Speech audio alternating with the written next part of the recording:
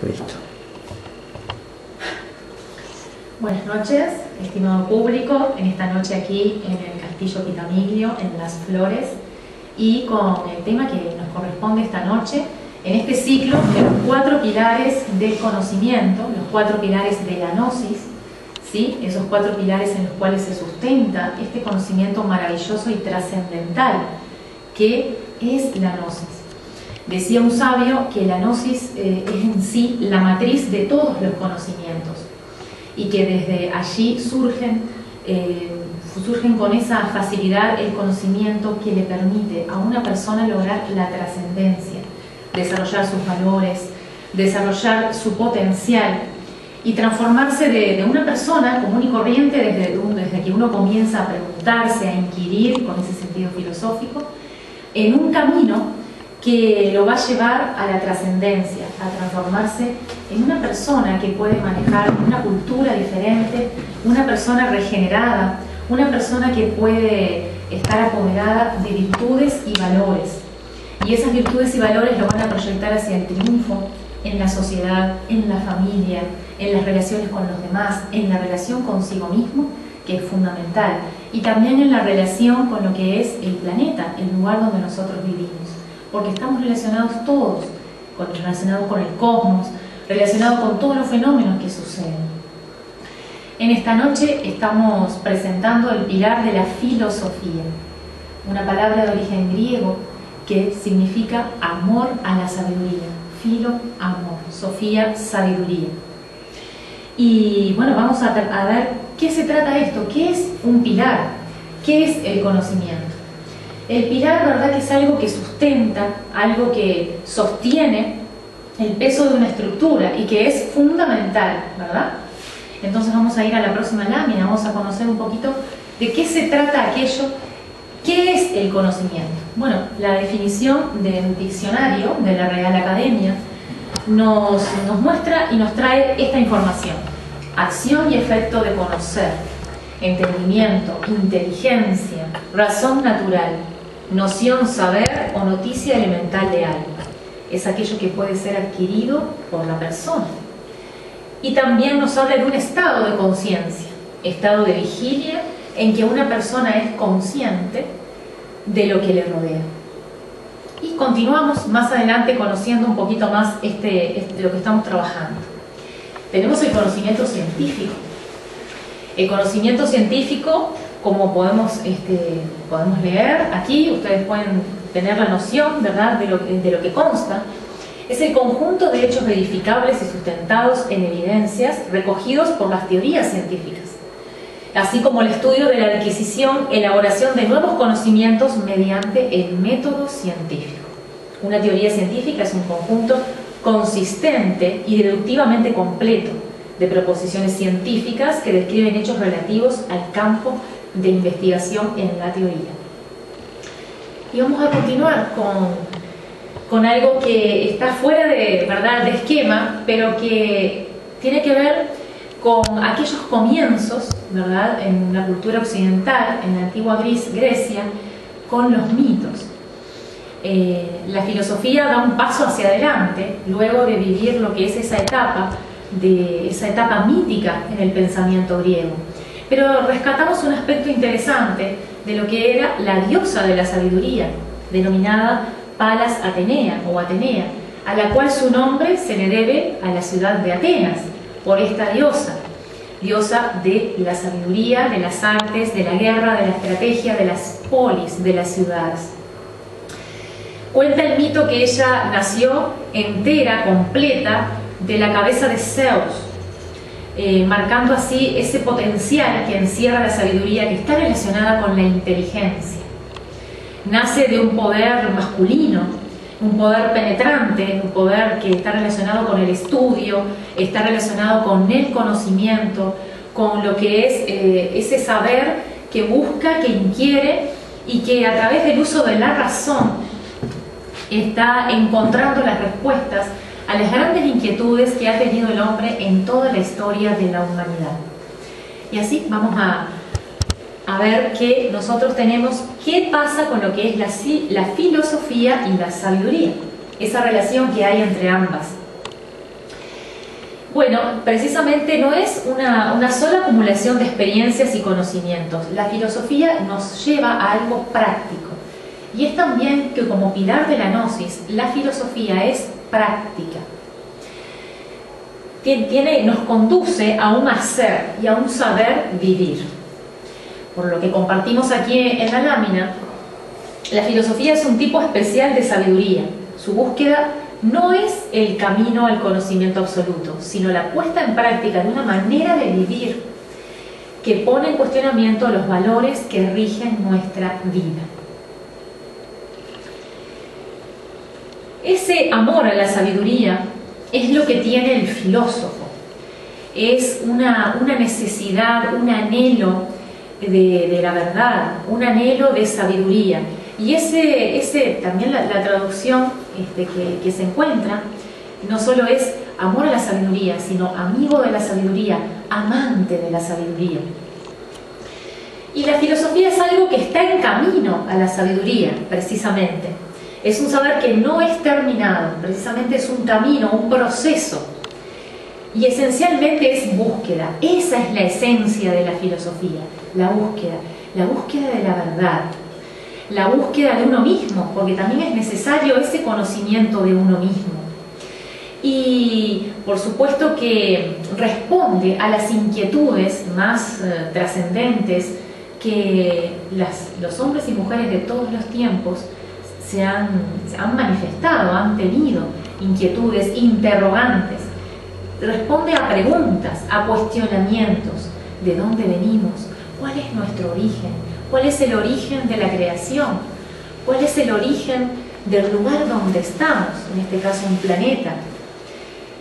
Tenemos una parte consciente en nosotros. No solo tenemos un cuerpo que es un traje bioelectromagnético maravilloso, sino que él protege y él encubre algo maravilloso que en Gnosis denominamos que es la esencia.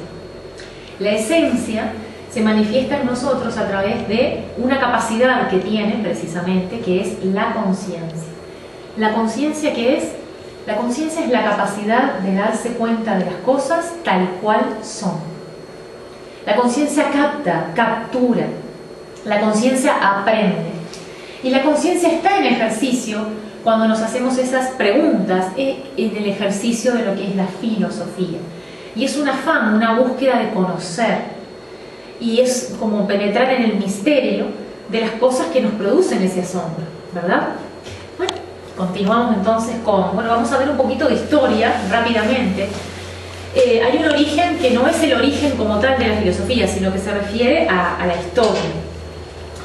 Nace en Grecia entre el siglo V, VI a.C. Hay unas condiciones históricas, la condición geográfica que tenía las ciudades más importantes cercanas a Atenas y Atenas inclusive, una orografía, un terreno donde eran terrenos que eran medio secos y entonces facilitaba, como había muchas islas, la navegación.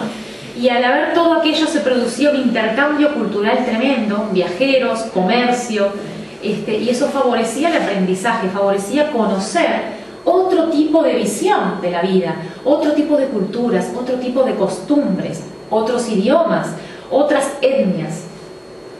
El contacto con el Oriente Próximo, porque los griegos se aprovecharon de estos elementos culturales, principalmente matemáticos y astronómicos de Oriente Medio. Cuando Grecia se expande muchísimo, y sobre todo en la época de Alejandro Magno, los griegos tenían esa particularidad, no aplastaban la cultura donde llegaban. Ellos llegaban con su cultura, que era muy importante precisamente en lo que es la escritura, la arquitectura, la organización, el conocimiento, la filosofía. Pero además, ellos tomaban elementos de las otras culturas, aprendían, generaban un intercambio con esos otros lugares y poblaciones a los cuales ellos llegaban. La religión griega. Hay una característica especial en esta religión, que es la ausencia de textos sagrados en la religión griega, así como de una casta sacerdotal encargada de velar por un dogma. Eso no ocurría entre los griegos. En Grecia no había autoridad religiosa, de modo que el pensamiento filosófico no encontró ningún obstáculo.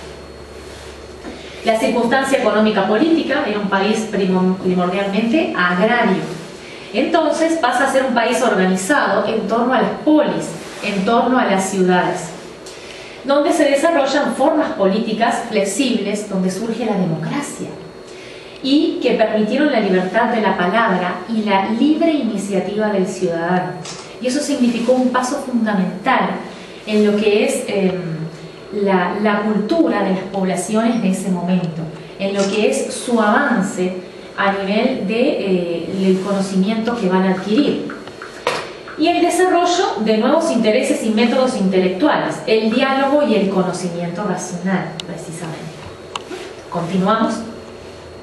Aquí vemos un mapa, ¿verdad?, donde nosotros podemos encontrar las ciudades más importantes de ese tiempo: Atenas, acá está Alejandría, Éfeso, en la zona de Tracia, y bueno, donde se desarrollaron diferentes escuelas. En Crotona se desarrolló en un momento la escuela pitagórica, ¿sí? Pitágoras no solo es conocido por el famoso teorema, sino que fue un importante filósofo que tuvo una gran influencia en la antigüedad. Se dice que bueno, en la antigua Grecia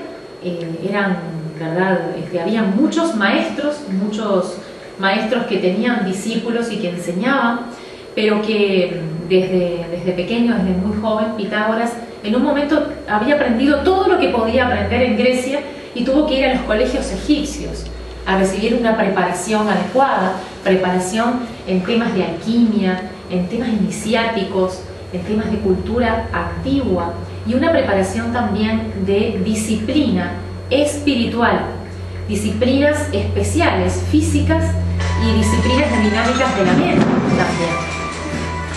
Bueno, y aquí tenemos donde estuvo Sócrates, Platón y Aristóteles, y así tenemos esa imagen para nosotros. Bien. Filosofar es propio del hombre. Una vez que existimos, hemos sido dotados de un intelecto, es inherente a existir, es inherente a nuestra condición el hecho de filosofar, preguntarnos, buscar, inquirir. Y es una actitud propia, y por ejemplo los niños son un claro ejemplo. Las preguntas de los niños, que preguntan sin tregua: ¿y por qué esto? ¿Y por qué está hecho así? ¿Y por qué me llamo así? ¿Y por qué existen los árboles? ¿Y por qué existe la tierra? ¿Por qué existe el agua? Son preguntas muy filosóficas que demanda de los padres, ¿verdad?, como reconfigurar nuestras capacidades, nuestro conocimiento para poder contestar, ¿sí? Y bueno, había dos tipos de respuestas: la mítica, que surge, que es común en la mayoría de las culturas, y que en Grecia tuvo un gran desarrollo con ese paganismo, y el desarrollo de los mitos. En los mitos hay elementos arquetípicos interesantísimos, en los mitos hay misterios, hay historias que reflejan la vida del ser humano, reflejan también sus miedos, sus inquietudes más íntimas y también sus grandes aspiraciones. La lógica o filosófica surge en Grecia, la cuna del saber occidental. Pero ahora vamos a preguntarnos qué ocurrió en otras culturas también. ¿Qué ocurrió con ese movimiento de la conciencia que se fue generando y del pensamiento en otras zonas del planeta?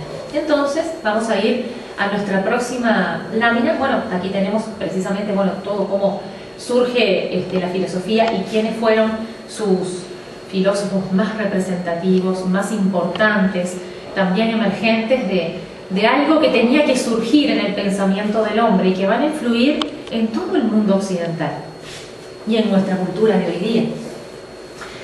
Bueno, se desarrollaron en Asia Menor y la Magna Grecia, en el sur de Italia y Sicilia, donde la libertad era mayor que en las metrópolis.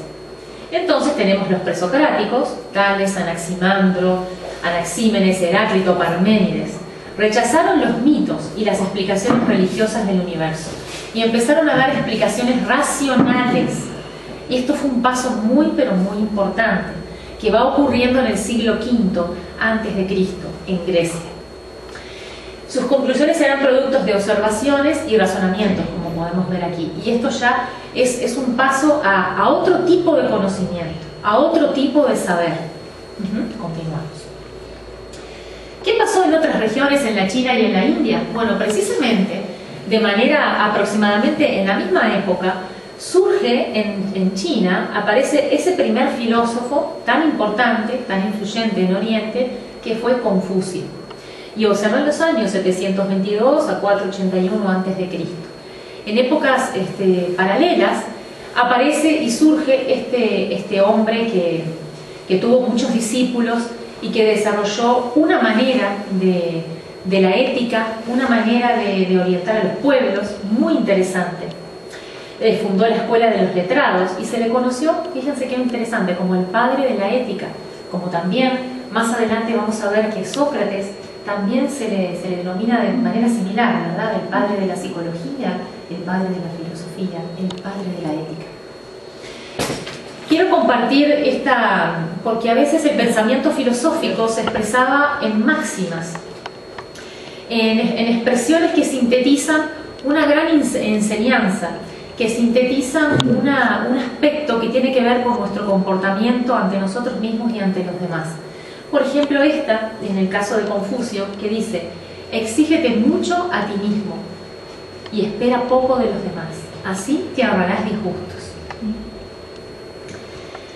Y qué interesante parece ser esto, ¿no? Pero si verdaderamente aplicamos esta tremenda enseñanza, nos vamos a dar cuenta que nos vamos a ahorrar muchos dolores de cabeza, que vamos a ser mucho más plenos y felices, y sobre todo vamos a ser independientes de los demás, no dependientes de que otros hagan, de que otros sean buenos para nosotros sentirnos bien. Esto hace que la persona se haga cargo de sí misma.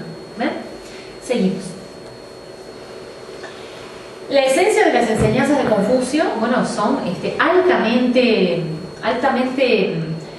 importantes, porque también marcó un cambio en la cultura de Oriente. Él decía: la buena conducta en la vida, el buen gobierno del Estado, caridad, justicia y respeto a la jerarquía, el cuidado de la tradición y el estudio y la meditación. Y propugnó el valor del poder del ejemplo. Precisamente, él enseñaba a hombres de gobierno, a futuros príncipes que tenían que dirigir poblaciones, tener estados y gobiernos, y les decía que deberían ser ejemplos. Ellos deberían llevar vidas ejemplares y seguir principios morales para que el pueblo viera ejemplo en sus gobernantes. Qué bonito mundo, qué bonitas concepciones, ¿verdad? Que dan esperanza, que a uno lo dejan como muy motivado, ¿no? Adelante. En la India aparecen, en la India es una cultura milenaria. En este caso, aquí tenemos, decidimos compartir con ustedes lo que es algo del conocimiento que están en esos escritos sagrados que se denominan los Upanishads. Son las primeras composiciones filosóficas, son anteriores a los principios de la filosofía griega. Estas son muy antiguas, son miles de años antes de Cristo. Pero tratan acerca de Dios y del universo, de la meditación y de la filosofía. Y describen que existen 7 estados, 3 de ignorancia, que son el sueño, la vigilia y la fascinación. Los 3 estados de ignorancia. Y luego los 4 estados de conciencia.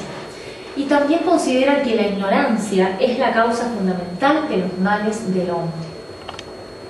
Por lo tanto, como aparece en la publicidad grabada, el conocimiento es el sumo bien y la ignorancia el peor de los males para la humanidad. Ajá. Aquí hemos resumido intereses, modos de trabajo, planteamientos de diferentes filósofos de cómo surge la filosofía, cómo se origina, pero ya no como en la parte histórica, sino en la persona, en los individuos. ¿Cómo surge la necesidad de preguntarse? Tiene que haber preguntas, tiene que haber inquietudes. ¿De dónde surgen en las sociedades y en las culturas? Bueno, surge del asombro. El asombro es muy importante. El asombro es lo que nos hace el asombro ante un cielo estrellado, el asombro ante ver nacer a un bebé. Eso es un misterio enorme de la vida, y eso produce un estado un sentido, que en realidad es un sentido que debemos desarrollar muy importante, el sentido del asombro. A través de que algo nos maravilla, nos deja atónitos, nos preguntamos, ¿y cómo es? ¿Y cómo puede ser que ocurriera? ¿Y qué generó que ocurriera este evento? En la antigüedad, el cielo estrellado, la mecánica celeste produció gran asombro. Así surge la astronomía, la astrología, y surgen las preguntas esas de dónde venimos y hacia dónde vamos. Porque al estar con un fuego encendido, imagínense las poblaciones más naturales en los siglos V antes de Cristo, que ya había polis, pero era una vida en comunión con la naturaleza, era una vida organizada también, pero al contemplar un cielo estrellado, una luna creciente como esta noche, aquí en este lugar tan artístico, tan bello, tan bien presentado, que es el Castillo Pitamiglio, aquí en esta localidad, genera un estado de asombro y también de inspiración. Bueno, otra de las cuestiones que anima a las preguntas, a los cuestionamientos y también a la crítica, es la admiración intelectual, porque nos produce cuestiones de generar nuevos conceptos, nuevas ideas, unos estímulos. Hay eventos que nos producen estímulos de ese tipo, y en la antigua Grecia, en el siglo V, había dos tipos de líneas: estaban los sofistas y estaban los socráticos. Los sofistas eran aquellos que se encargaban de preparar, arengar personas, arengar público. Ellos enseñaban retórica, también enseñaban razonamiento, enseñaban matemáticas. ¿Por qué? Y enseñaban el arte precisamente. Y con esta enseñanza de Tales de Mileto se coloca al hombre en el centro, en este momento. Al hombre en el centro. Hombre, primero conócete, reflexiona sobre ti mismo y después pregunta a los dioses. Después indagas el resto de los misterios. Pero tienes que conocerte, tienes que saber qué hay en ti, cómo funciona, en qué estás basado, cuáles son tus ideas, tu cultura, cómo reaccionas, cómo vives. Y lo que tú enseñas y lo que tú predicas coincide con cómo vives. Ese es otro punto muy importante de la filosofía. La filosofía nos tiene que llevar a una cuestión ética de que lo que tenemos como dentro nuestro, que hemos adquirido y que hemos reflexionado y construido como conocimiento de lo que son las ideas, de cómo debe ser el mundo, de la virtud, del defecto, del error y cómo manejarnos. Todo eso no puede quedar en algo intelectual. La filosofía precisamente nos muestra que nos tiene que llevar a un actuar, a una forma de vivir. ¿Sí? Las posibilidades de expansión de la conciencia en un ser humano son realmente ilimitadas. Hoy día los estudios de la ciencia, de la física cuántica y de la neurociencia nos ponen ante un nuevo portal, que es las posibilidades de la conciencia del hombre. Y se ha establecido porque esas ciencias nos llevan también a la filosofía. Y se sabe que tenemos infinitas posibilidades. Lo único que a veces no somos conscientes de ellas. Tenemos que abrirnos, necesitamos expandir nuestro conocimiento, necesitamos expandir esa capacidad de filosofía para poder tener ese desarrollo. Así como también el universo se expande a velocidades increíbles, así también puede expandirse nuestra conciencia. Bueno, hemos rescatado esta enseñanza de un filósofo muy influyente en toda España y también en Occidente, Ortega y Gasset, que tratamos lo siguiente: la filosofía es la verdad, la terrible y desolada, solitaria verdad de las cosas. Verdad significa las cosas puestas al descubierto. Y esto significa literalmente el vocablo griego para designar la verdad, aletheia, es decir, desnudar. Cuando uno se enfrenta verdaderamente a quién es uno mismo, cuando no nos dejamos llevar de la autoimagen que tenemos, y hay oportunidades en la vida que uno se conoce, y uno tiene esa oportunidad de conocerse, de darse cuenta de las capacidades y las limitaciones. ahí es que accedemos a nuestra propia verdad. ¿Quiénes somos realmente? Y la verdad es cruda. Dicen que desde que Sócrates se tragó la cicuta, la verdad viene siendo amarga. Pero la verdad era el sumo bien que buscaban los filósofos. Bueno, esto es algo importantísimo. Tiene que ver con la crítica y el conocimiento. Russell, la filosofía es simplemente el intento de contestar a preguntas tan esenciales, no descuidada y dogmáticamente como hacemos en la vida ordinaria y hasta en la esfera de la ciencia, sino de manera crítica. La filosofía, como todas las demás disciplinas, se propone primordialmente el conocimiento.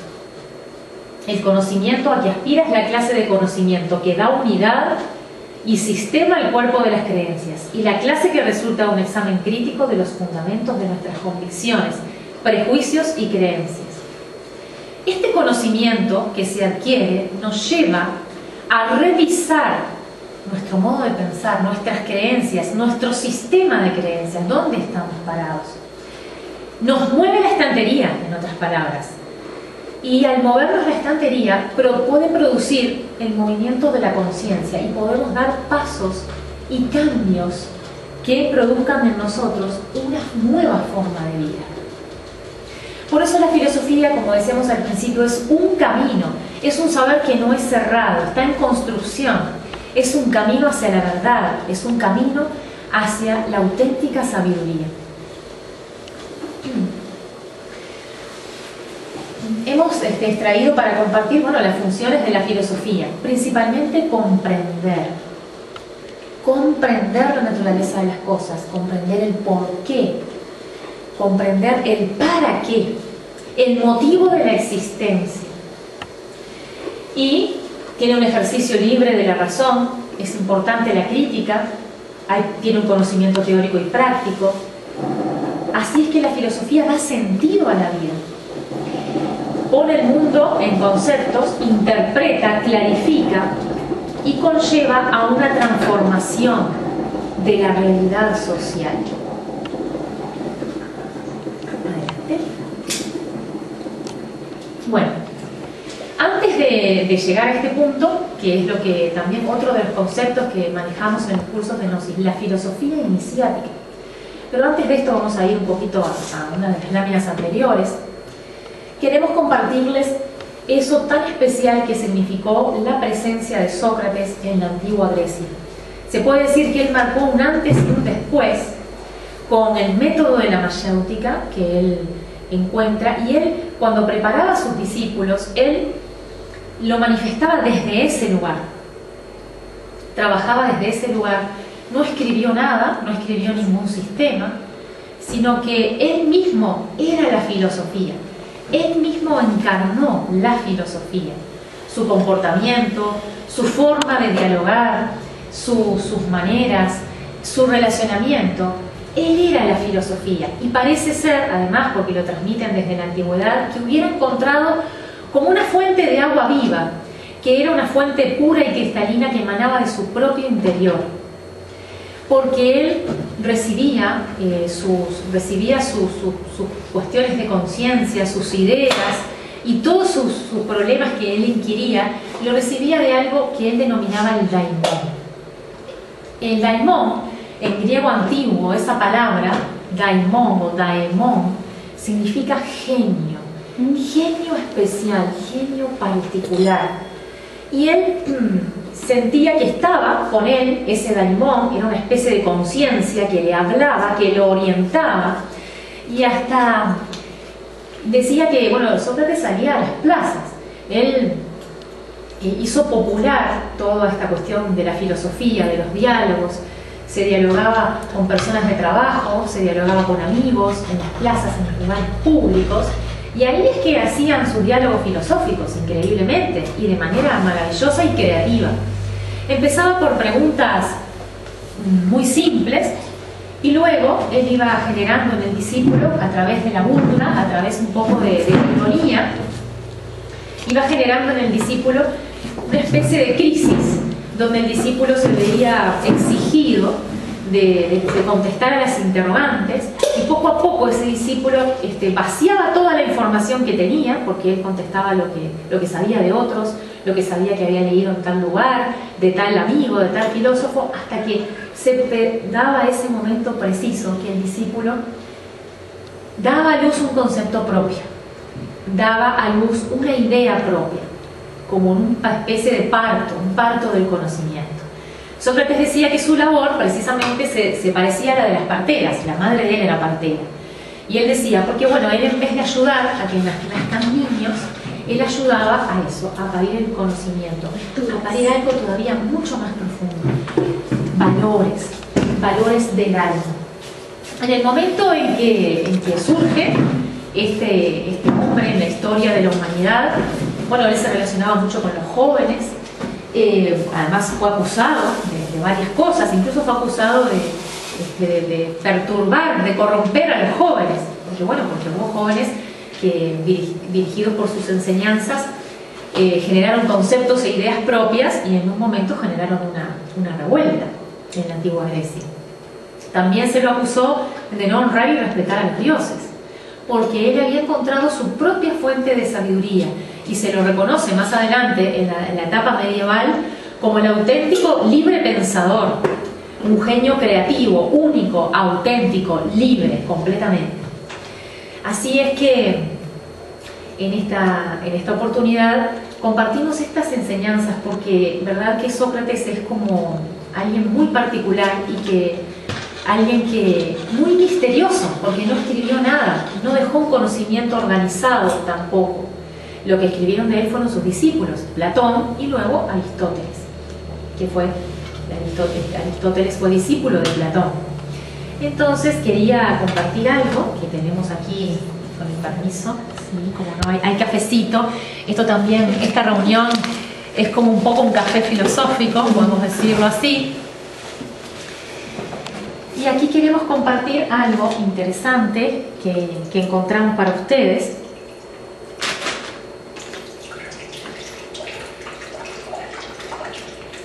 Porque Sócrates es atípico, precisamente. No pertenece tanto al entorno social, no está tan relacionado como los sofistas a la política, y él pertenece a algo mucho más importante. Él trabaja para generar los valores de sus discípulos. Se le considera muy original y, por supuesto, ese daimón a lo que él se refiere, ese daimón con el que él dialogaba y lo sentía y le palpitaba, y hasta el daimón le mostraba quiénes eran los discípulos que podían ser preparados adecuadamente para el conocimiento, a quién podía elegir y a quién no. Intuitivamente se lo mostraba.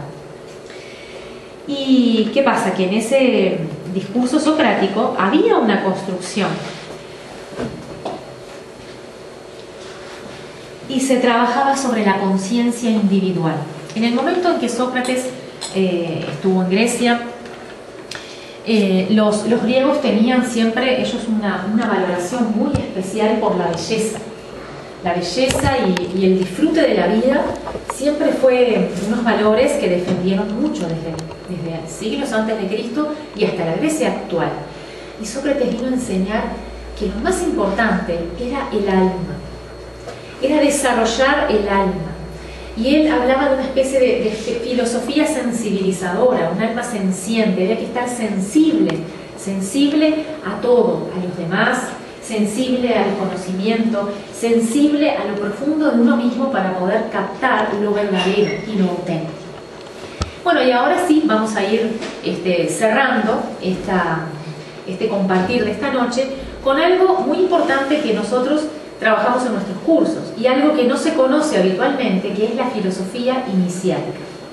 Prácticamente esta filosofía iniciática ha estado en diferentes colegios de la antigua Grecia, estuvo presente en los misterios de Eleusis, estuvo presente en la escuela pitagórica, estaba presente en los misterios griegos, también en los misterios orientales.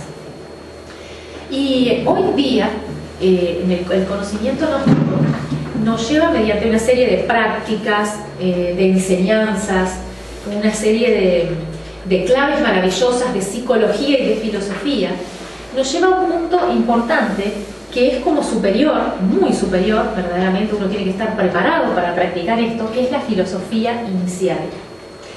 Iniciático viene del latín in ire, que significa entrar. ¿Entrar a qué? A lo real. Y esto se refiere a entrar dentro de uno mismo, penetrar en el misterio de uno mismo con unas infinitas posibilidades que tenemos. Es una actitud frente a la vida. De hecho, la filosofía es la actitud que tenemos frente a la vida. Tomarse la vida como una escuela. El venerable maestro Samael Aún Weor, fundador de los estudios gnósticos en esta época, nos trae esta enseñanza fundamental. Que nosotros cuando estamos en la vida cotidiana, a veces suceden eventos inesperados. Llegamos a la casa y ocurre algo tan típico como que se rompe un caño y tenemos todo inundado. ¿Y cómo reaccionamos? ¿Qué me dicen ustedes? ¿Cómo reaccionamos? Podemos quejarnos, decir una palabra de esas que no son filosóficas y podemos estar amargados mucho tiempo con esa situación. Bueno, la filosofía nos ayuda a eso. Hay que aplicar un modo, hay que tener una actitud frente a los eventos negativos. Y para eso es necesario tomarse la vida como una escuela. Cada evento nos enseña algo. Eso es todo. Bueno, sí, podrá haber pérdidas materiales, podrá haber un montón de situaciones que conlleva un evento determinado. Lo importante es extraer luz de ese evento. ¿Qué nos dejó? ¿Qué aprendimos? ¿Cómo crecimos con ese evento? Y otra máxima importante también que el venerable maestro Samael Aún Weor nos trae es la filosofía de la momentaneidad, una llave maravillosa del conocimiento gnóstico. Vivir el momento. Vivir el momento no quiere decir no tener estrategia, ser un descuidado, derrochar dinero. No nos estamos refiriendo a eso. Vivir el momento es vivir intensamente el instante. Intensamente. Estar en todo en las situaciones, con nuestro cuerpo, con nuestra psiquis, con nuestro corazón, con nuestra alma. Estar relacionados con nuestros seres queridos de esa manera. Estudiar, prepararse de esa manera. Caminar, tener contacto con la naturaleza de esa manera. Meditar, sentir lo que es ese espacio, ese silencio. Y vivir el momento nos hace entrar en un espacio que es el aquí y ahora. Y en ese aquí y ahora vivimos el instante. Y el instante es algo supremo. Dice un sabio, el instante es de Dios y el tiempo es del diablo. Cuando quedamos sometidos al tiempo, ustedes se habrán dado cuenta, cuando tenemos mucho trabajo, hay que cumplir con una agenda, tenemos muchas actividades, es como que en un momento sentimos que vamos corriendo detrás del tiempo, miramos el reloj, miramos el celular, ¡ay, se me va el tiempo, no me dio el tiempo!, decimos, y nos estresamos, nos angustiamos. Pero en cambio, si nos paramos en el instante, vamos a encontrar que todo gira a nuestro alrededor, porque estamos centrados en nuestro corazón y en el instante, y de esa manera no vamos a tener estrés. Es como una clave de oro esta. Vivir el instante así, con ese valor de aplicar la inteligencia, aplicar bien, tener un control emocional también. Y si tomamos esa actitud filosófica frente a la vida, nos vamos a dar cuenta que no vamos a estar en ese corre-corre y vamos a distinguir las cosas necesarias de las importantes. Y vamos a poder priorizar y tal vez sin angustia dejar para el otro día lo que no era tan primordial. La transvalorización. ¿Qué es la transvalorización? ¿Alguien conoce esta palabra? Como pasar valores, dar valores. Bueno, más o menos, pero a ver quién me da otra explicación. Es porque claro, sí, contiene la palabra valor, la transvalorización, y es ponerse en el lugar del otro. Y ahí sí, desde el lugar del otro, con cómo es el otro, poder valorar y aquilatar las situaciones, poder comprender a los demás. La filosofía nos hace adecuarnos a las cosas, ser como el elemento agua, que el elemento agua se adapta a todo, que el elemento agua cuando lo pone en resistencia busca una grieta, busca salirse por un lugar y sigue fluyendo. Bueno, la filosofía de la vida que nosotros practicamos, porque hay muchas filosofías, está el conocimiento metódico, ¿verdad? La filosofía que tiene un método, que tiene un objeto de estudio. Está la filosofía de vida que puede tener una persona. Hay filosofías diferentes de las distintas culturas. Y hay una filosofía propia que nosotros tenemos y que siempre la tenemos que estar revisando y cambiando lo que ya no sirve, lo que ya está viejo, lo que ya es un paradigma que se cae, ¿sí? Estar más allá del bien y del mal. Esta es una de las máximas del conocimiento gnóstico. Y esto no es fácil de aplicar. Y se lo dejamos para la reflexión. Estar más allá del bien y del mal. Y aceptar a cada cual como es. Nosotros queremos cambiar. Empecemos por cambiar nosotros. Como dice Confucio, exígete mucho de ti mismo, y no esperes nada de los demás. Y así te ahorrarás disgustos. Así uno puede ser feliz, puede fluir, porque somos nosotros los que debemos cambiar. Somos nosotros los que podemos cambiar las situaciones. No esperar que el otro cambie para estar contentos. No esperar que cambie el gobierno para ser una persona mejor. No esperar que cambien nuestra mamá, nuestro papá, para nosotros ser más felices. Nosotros somos los que tenemos que cambiar de actitud ante la vida. Nuestros estados de conciencia podemos cambiarlos. Nosotros, ¿saben una cosa? Hay eventos que nos tienen que suceder en la vida. En la vida suceden eventos y hay estados. ¿Ven? Esto es re interesante, les pido que presten atención. Los eventos muchas veces suceden y no los hemos planificado. Hay eventos inesperados en la vida. Eso no lo vamos a poder evitar. A veces no podemos tener control de los eventos, pero sí podemos elegir la manera en que reaccionamos. Uno puede elegir si se amarga tremendamente ante una cosa o si dice, pero caramba, me sucedió esto. Pero ¿cómo fue que me sucedió? ¿Qué cadena de eventos me llevaron a este momento y a este evento? ¿Cómo me pasó esto? ¿Se dan cuenta cuál es la diferencia? Y como dice un amigo mío, dice, entre perder y más perder, es mejor perder. ¿Verdad? Claro, entre perder más, es mejor perder. Claro, es como el que... Tener más energía, desgaste emocional y todo lo Claro, demás. cuando pasa el ómnibus, si uno lo perdió. Ahora, si además de perder el ómnibus, perdés media hora de sentirte horrible, de andar a saber cuántos estados negativos, estás perdiendo más todavía que el ómnibus. Así es. Y eso es un ejemplo de la vida cotidiana y en eso nos movemos nosotros. Nosotros tenemos una vida que ¿para qué vamos a perder energía? Podemos ser felices, podemos dedicarnos a las grandes inquietudes del hombre y del cosmos. ¿Para qué vamos a perder el tiempo con conversaciones chismosas, con quejas, con reproches? Si tenemos un intelecto maravilloso, hemos sido dotados de la razón, hemos sido dotados del sentir. En un momento se creía que era solo el sentir, porque estaba en un estado mítico la cultura griega. Y luego surge este modo de descubrir qué es la filosofía por el uso de la razón. Pero tampoco es totalmente el uso de la razón, porque nos volvemos intelectuales. Es la sabia combinación de la razón y el sentir, el camino correcto hacia la sabiduría. ¿Sí? Y vamos a... nosotros en el conocimiento gnóstico tenemos un compartir de un conocimiento muy antiguo, presente en las culturas de todos los tiempos, pero concatenado de una manera especial para el hombre y la mujer en la actualidad, como dice la propaganda. Y esto es muy cierto y es muy profundo. La vida debe ser sabiamente vivida. La vida se puede vivir mecánicamente, podemos ser como un leño en el mar, que va hacia donde lo lleva la corriente, o podemos vivir una vida como un sabio, una vida en la cual hayamos generado valores materiales también, pero valores espirituales, porque los valores espirituales es aquello que nada lo corrompe, se crearon y están disponibles. Los valores espirituales hacen a lo que es más esencial en la persona. Los griegos también hablaban de esencia. La esencia es aquello que es invisible, es intangible, es aquello que tiene un origen espiritual en nosotros.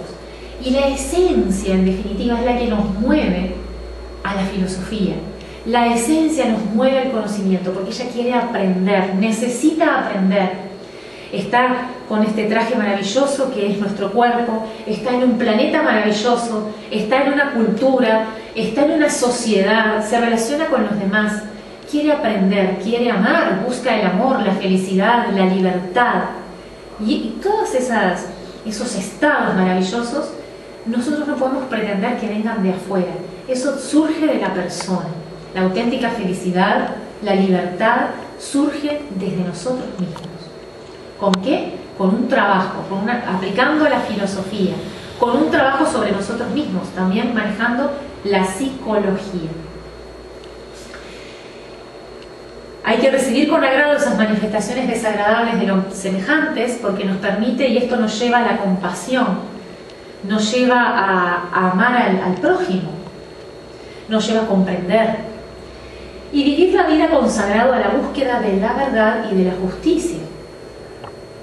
Todo esto es muy socrático, ¿verdad? Pero la vida consagrado a esa clase de experiencia, a esa clase de valor que ya lleva a la persona a un cambio. Por eso es que la filosofía mueve en la persona.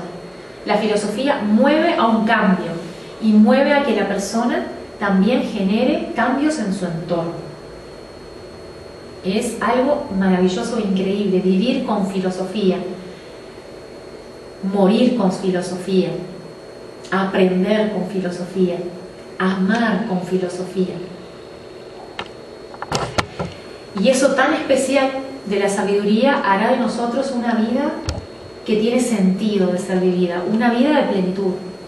Pero es una plenitud que ha costado trabajo, no es una plenitud que se regala, porque la filosofía es eso, es como un parto, una labor de parto. Una mujer en labor de parto tiene que hacer mucho esfuerzo, tiene que compenetrarse con la criatura que nace, necesita estar ubicada en su propia naturaleza humana, en ese aspecto de la naturaleza, para poder parir, dar a luz. Y así es el conocimiento, así surgen las virtudes también en el interior de nosotros mismos. Y qué maravilla poder vivir para tener muchos de estos partos. Qué maravilla para poder vivir y ayudar a otros a que sean auténticos, a educar con valores, con ética, a educar con una moralidad, a educar para que una humanidad y que los jóvenes tengan capacidad de servicio, capacidad de amor, que tengan una cultura dignificante. Porque nosotros observamos que en nuestros tiempos la cultura manifiesta unos serios síntomas de decadencia, ¿verdad? Unos serios síntomas de degeneración. Pero qué importante poder tener un equipo, unos seres humanos sencientes, con un alma vibrante, creando valores que puedan dignificar la sociedad y que puedan llevar una nueva cultura. De hecho, la gnosis se trata de una ciencia y de una cultura hacia la conquista del ser. El ser es aquello que es. El ser es, la razón del ser es el mismo ser. Es algo muy, muy, muy cerrado, muy, muy misterioso. Qué bonito es ser. Así que, bueno, hasta... ¿Sí? ¿Cómo no? No, quería decir que eso que acabas de decir, que es cierto que es, ¿no? Que yo como profesor de liceo, ojalá algún día viera una clase de estas en un liceo. Porque verdaderamente esto es lo que hay que enseñar. Sí, todo lo que no enseñan. ¿No? Todo lo que no enseñan. Dan filosofía y de repente dan la vida, cuándo nació, cuándo murió. Eso es lo que tenés que poner en un escrito. A lo sumo recordar alguna frase, pero profundizar en el conocimiento de esta manera, en el conocimiento que sirve para uno tener una actitud en la vida diferente, para que nazca eso, el filósofo de uno mismo. Verdaderamente eso es lo que sería extraordinario crear. Por eso la gnosis realmente está creando una nueva cultura de por fuera de los ámbitos formales, pero hay que ir entrando, porque esto es más importante que de repente resume, qué sé yo, no sé, todo lo que uno puede aprender, no sé si todo, pero todo no, porque claro, hay muchas áreas, pero quiero decir, resume la esencia del conocimiento, que es el conocimiento tiene que estar siempre orientado hacia que uno pueda tener herramientas para trabajar su vida, para cambiar uno, para descubrir uno las cosas. Así es. Descubrirse, comprender, conocer y proyectarse hacia nuevos espacios, hacia una nueva visión. Y que nazca algo nuevo, exactamente. Así es, algo transformador. Y de hecho, la filosofía verdaderamente practicada es transformadora. Sí, no, también te quería decir que es increíble, ¿no? Uno tiene unos cuantos años en la gnosis, pero siempre hay algo más para aprender. Es increíble, ¿no? Que siempre, un detalle, lo que sea, siempre uno aprende. Si será grande y vasto todo esto, que uno sigue y sigue aprendiendo. Porque es infinito, el conocimiento es así, es infinito, y nosotros nos hacemos infinitos también cuando vivenciamos aquello. Muy lindo. Bueno, muchas gracias por su presencia esta noche. Estimado público, en este lugar tan bonito también al lugar, estuvo en el y nos reencontramos en nuestro próximo taller, nuestra próxima conferencia, que es el pilar del arte. Vamos a confirmar lugar, día y hora aquí en la ciudad a través de la propaganda, de los periódicos, todo eso les pedimos que estén alertas y además ya les han tomado los datos, así que estaremos en contacto. Muchas gracias. Muchas gracias a los asistentes, a nuestros compañeros, al cafecito. Principalmente también a Mabel, que nos ha cedido este lugar. Muchísimas gracias, Mabel, porque de verdad que estamos muy cómodos aquí. Lo que lamento, por un lado,